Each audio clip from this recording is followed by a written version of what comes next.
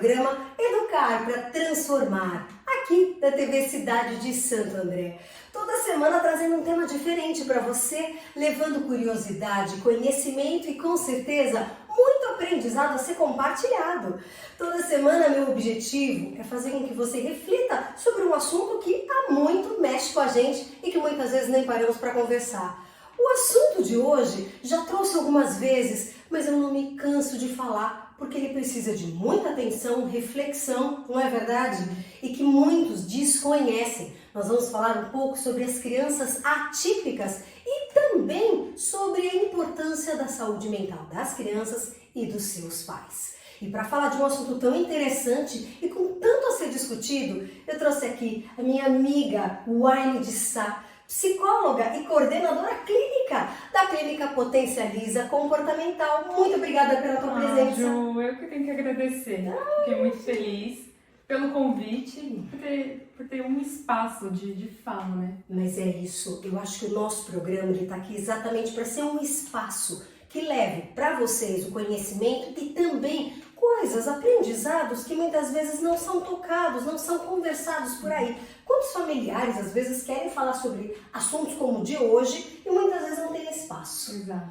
Waine, conta um pouquinho pro pessoal quem é o Waine de Sá, como que tua carreira começou e te levou até hoje que você mexe com material ABA. Então conta um pouquinho como é que foi a tua carreira.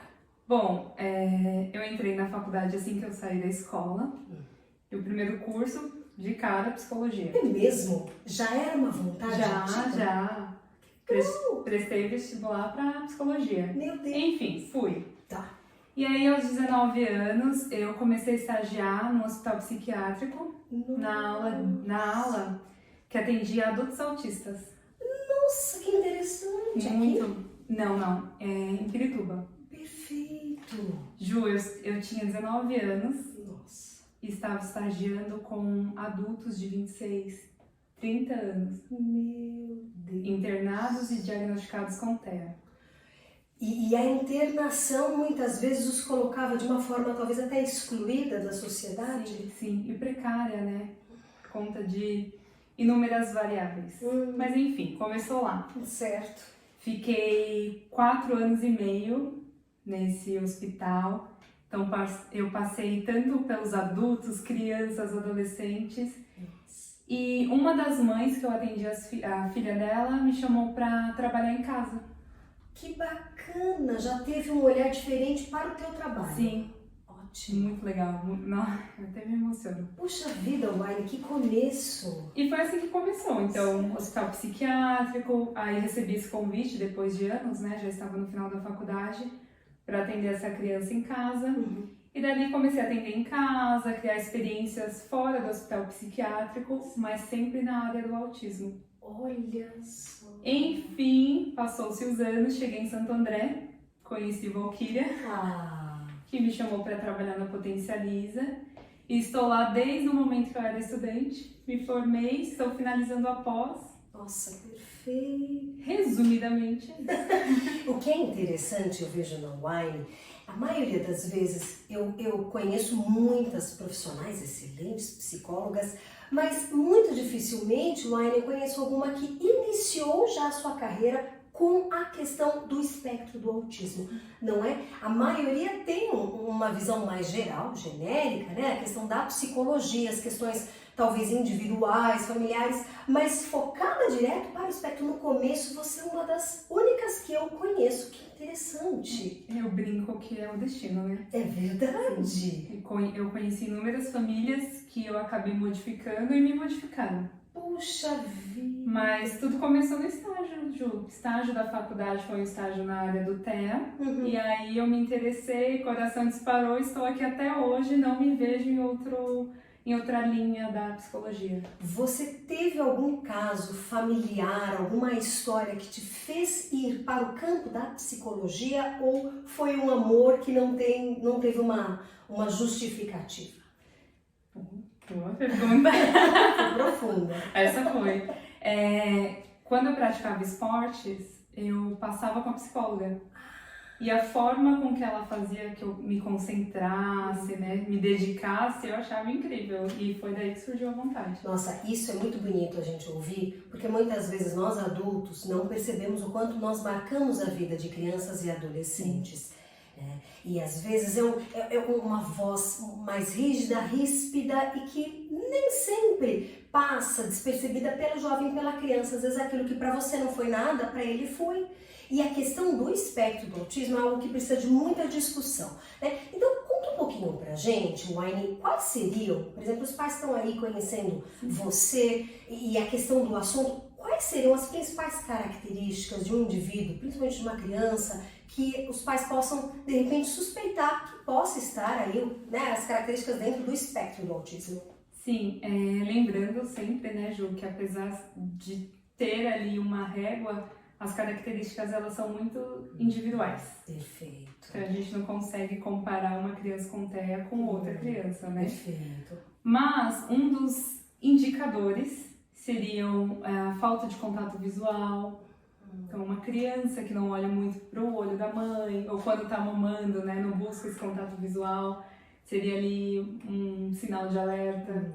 Atraso na fala, comportamento em grupo, né? Algumas crianças costumam ficar mais excluídas, um baixo repertório de imitação.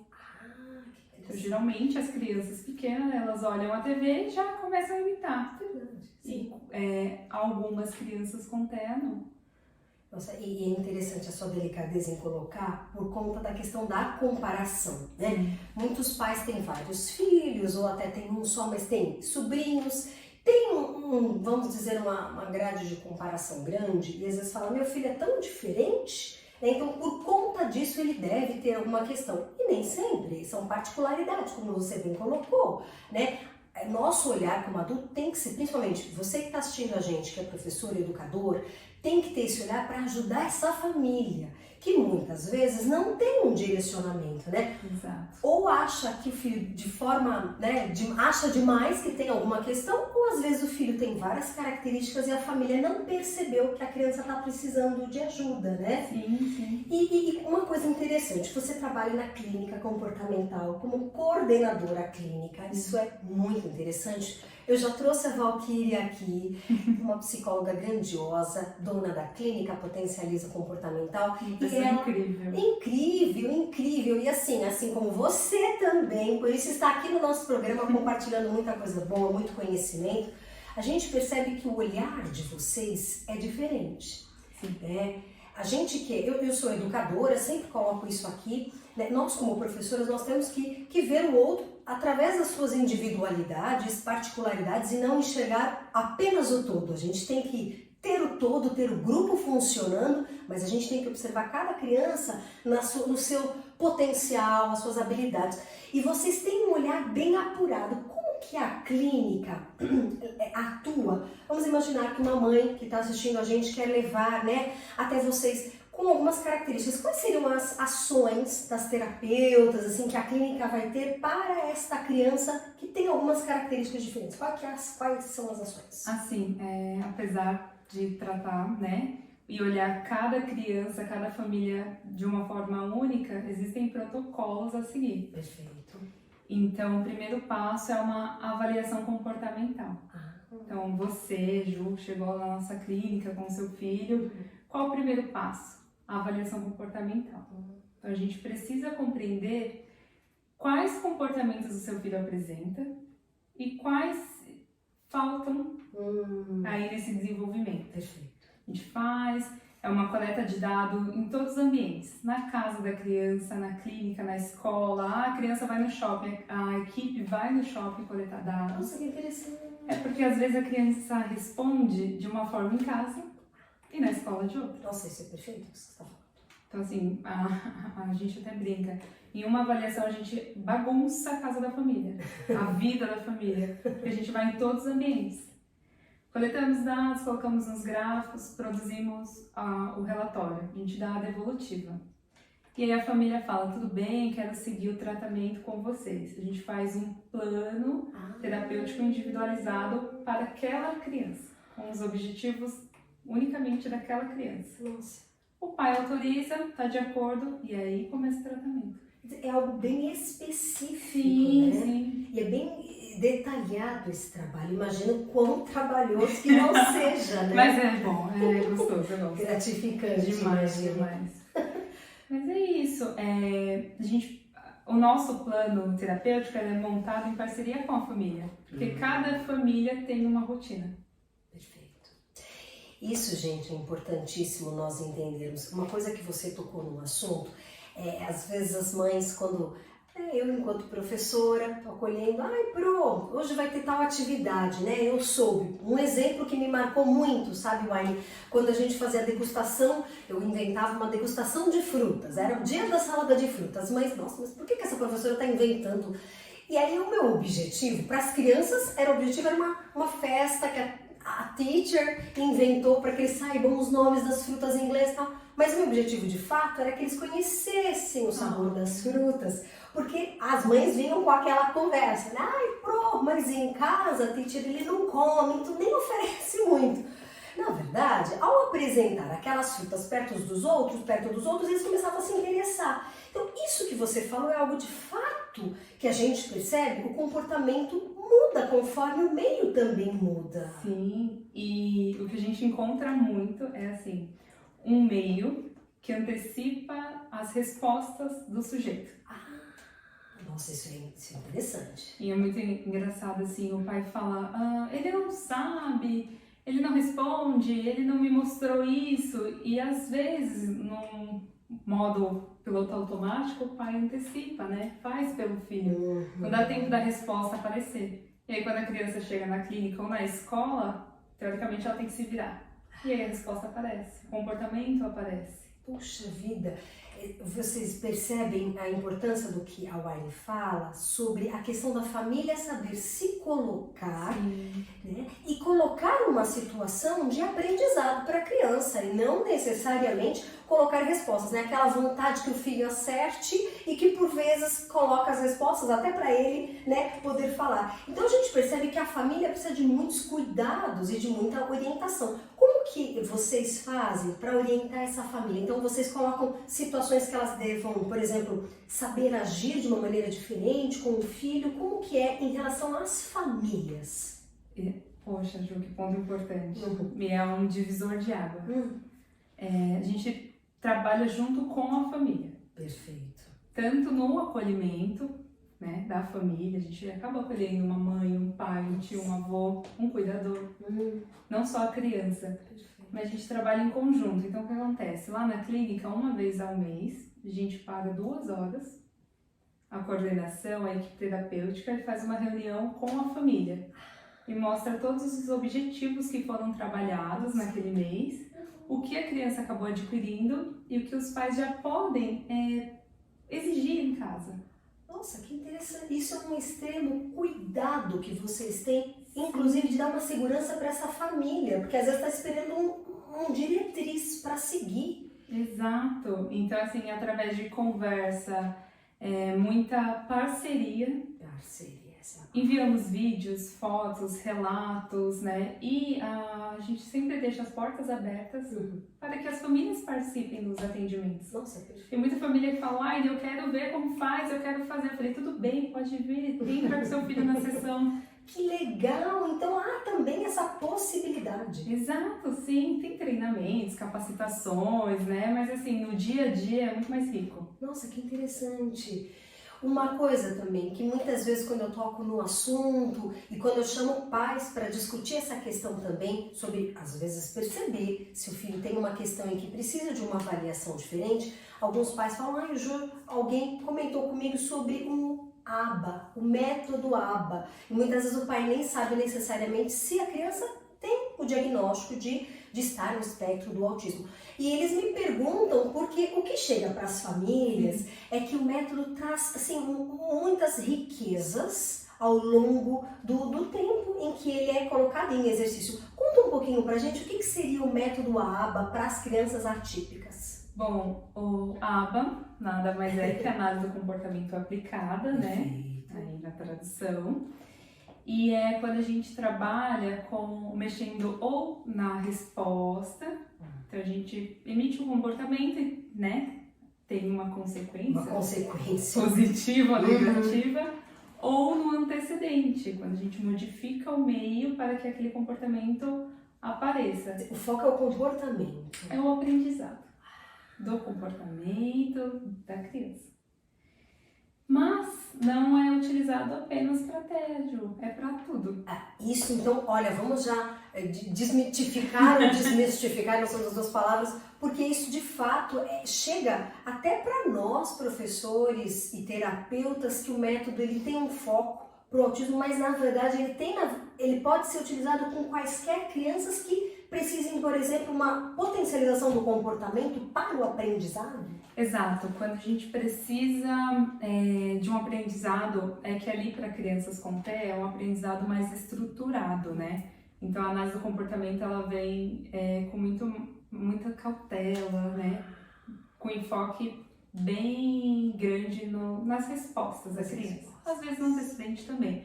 Mas a análise do comportamento ela pode ser utilizada, eu brinco até com a minha mãe, que eu utilizo muito com a minha mãe, porque a gente vai reforçar respostas específicas.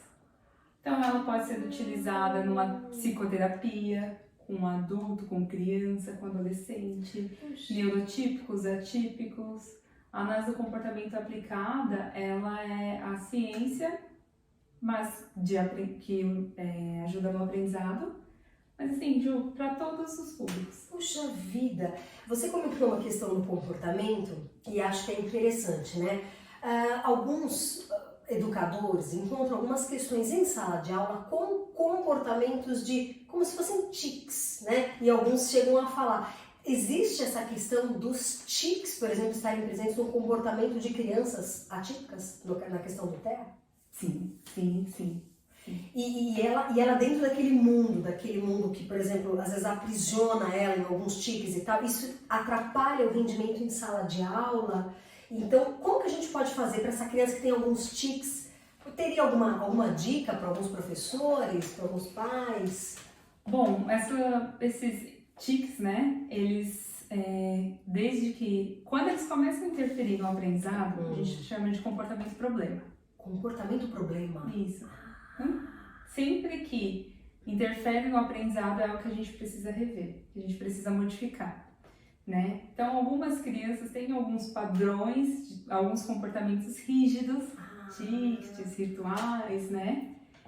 E acabam entrando aí como um comportamento rígido que interfere no aprendizado. Nossa, que então, é um comportamento problema, a gente precisa rever e modificar. Por isso a importância do professor também em sala de aula ver como a criança se comporta naquele meio, que deveria ser um meio extremamente rico para o aprendizado. Sim. Levar isso para os pais, para que possam, por exemplo, de repente encaminhar alguma avaliação. Sim, esse seria o melhor caminho, né? Não existe uma fórmula, uma receita.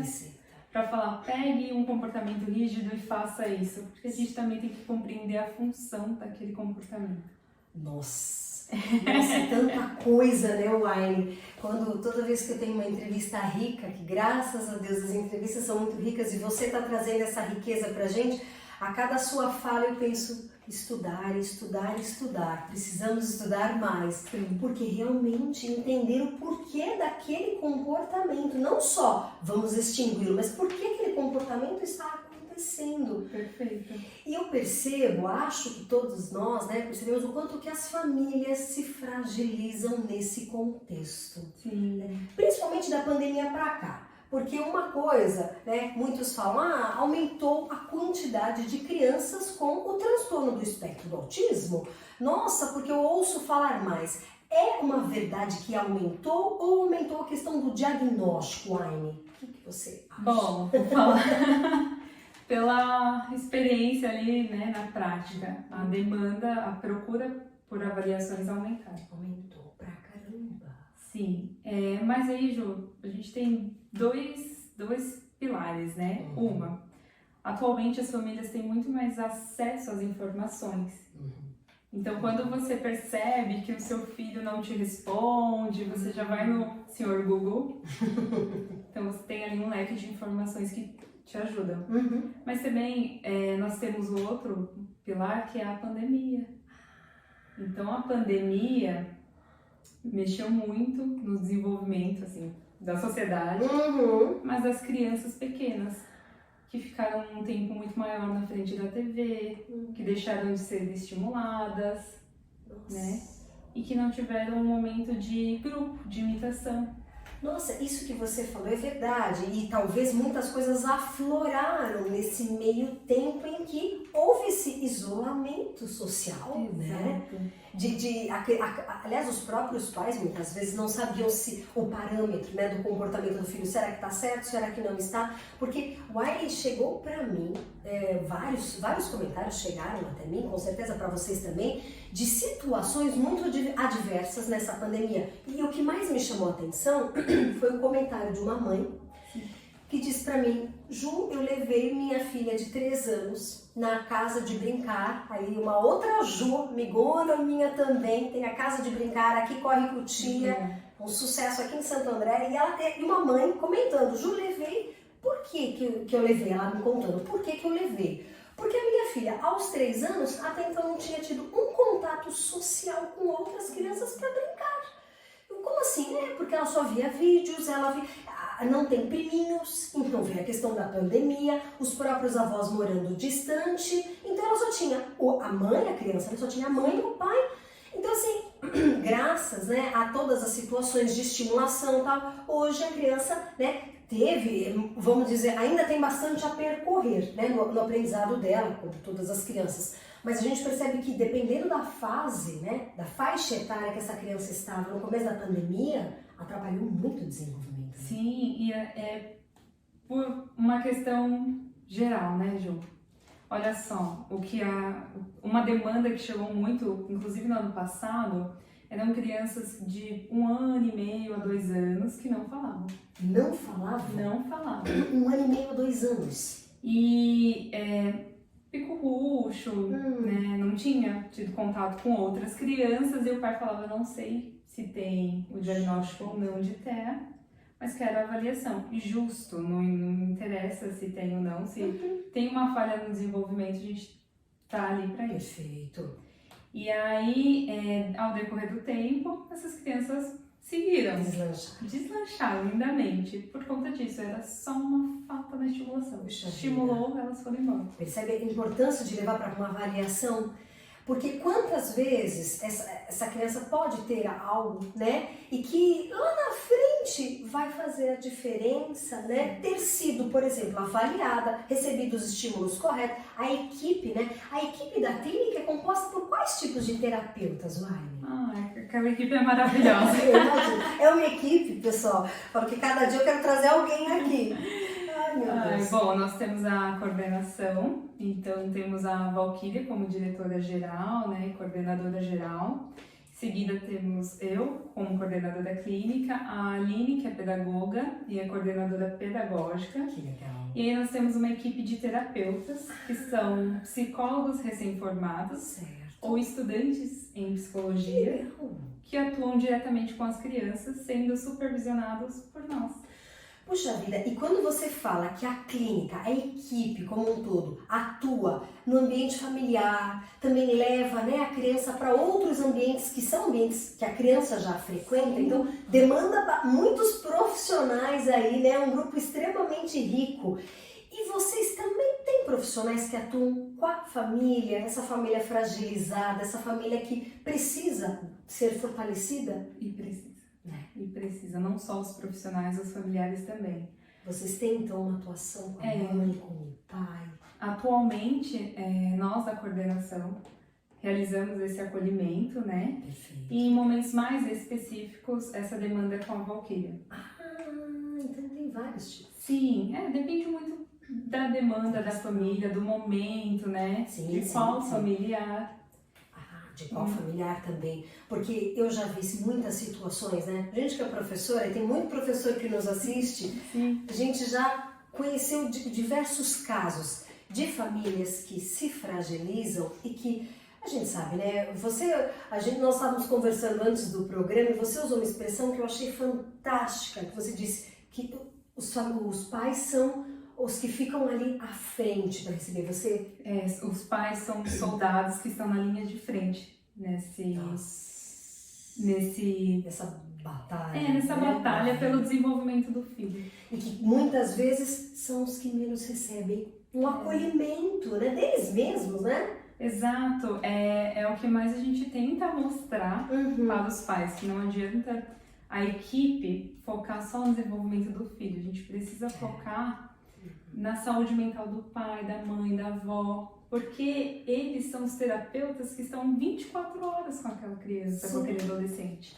Eles precisam desse acolhimento, desse momento só deles.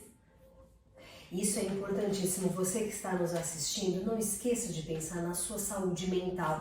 Eu acho que essas palavras, há um tempo, já têm levado para muitos de nós uma reflexão muito grande. O que nós temos feito pela nossa saúde mental? Sim. E quando você tem uma questão, uma demanda grande, né, de atenção na família, por exemplo, uma criança atípica que demanda muita atenção, né? Atenção, porque tem que ter um meio que a leve, né, para um desenvolvimento mais focado, mais concreto, né? Exato. E assim, não que seja difícil, né, Ju? Mas é algo mais estruturado, mais específico. O resultado, em muitos casos, são a longo prazo. Então, assim, o pai que ensina o filho a fazer o próprio suco, ele demora muitas vezes mais de 2 semanas para ensinar. Você tem que ter paciência, você tem que estar bem. Tem que estar bem consigo mesmo. Isso é algo que para todo mundo, viu, gente? Não é só para os pais de crianças atípicas. Nós temos que estar bem para nós mesmos podermos seguir essa batalha. Dizia uma vez uma pessoa que falou assim, um amigo meu também, graças a Deus temos muitos amigos, né? Falo sempre de um amigo, sempre trago alguém aqui para entrevista, além de me entrevistar. E ele dizia assim, como é que você vai ajudar alguém quando um avião, vamos imaginar uma situação, o avião começa a ter uma turbulência e caem as máscaras de oxigênio. Sim, esse exemplo é ótimo. Não é? Como é que você vai pegar a máscara de oxigênio para tentar pôr em alguém se você não pôs em você? Você sem oxigênio, você não consegue ajudar mais ninguém. Exato. Então primeiro temos que nos ajudar, né? Para depois seguir adiante. Wine, para finalizar, se você pudesse deixar uma mensagem bem legal, que acho que reforce um pouco do que nós conversamos no programa sobre a importância da saúde mental, sobre como manter, sobre o que é preciso fazer para estar forte nesse período, né? Que afinal a pandemia que ainda não acabou está aí. Que recado você poderia deixar aí para o pessoal que está em casa nos assistindo? Bom, primeiro de todos façam terapia. É um divisor de águas. Concordo plenamente. Né? E sempre se questionem o que vocês estão fazendo para vocês. Acho que esse questionamento, assim, a gente sempre tem que carregar diariamente. O cuidado que nós tenhamos conosco, né, consigo mesmo, né, que nós tenhamos com a gente, é um cuidado que ninguém mais vai ter. Exato. Como dizia os antigos, né? Ninguém vai te amar mais do que você mesmo. E aí cada um com a sua crença, é claro, mas acima de tudo, não queira que o outro te ame mais do que você, a você mesmo. Wine, muito obrigada. Ju, eu que tenho que agradecer. Nossa, que gostoso. E um bate-papo rico, porque é isso que eu quero. Eu quero que você traga ideias e sugestões. A Wine, esse doce de pessoa, é uma psicóloga competentíssima, coordenadora clínica da Potencializa Comportamental, e o contato da Wine vai aparecer aí, para que todos possam entrar em contato. Não deixe para a última hora, pessoal, qualquer dúvida, qualquer... eu acho que meu filho pode ser que ele tenha algo. Vai atrás de uma avaliação. Não espere essa bolinha, às vezes, de neve, que tá pequena no começo, vai atrás. As dúvidas, elas precisam ser sanadas, independente de quais. Exatamente, perfeito. Muito obrigada mais uma vez, tá? Você. E te aguardo outra vez, tá? Ai, meu Deus. Porque conversa boa tem que ser repartida, tem que ser passada por outros olhares. Temos muitos assuntos ainda para conversar. Então eu quero você outros momentos. Tá bom. E eu agradeço a você que mais uma vez está aqui com a gente, aprendendo sempre como educar para transformar, aqui na TV Cidade de Santo André. Muito obrigada e até a próxima. Tchau, tchau. Tchau.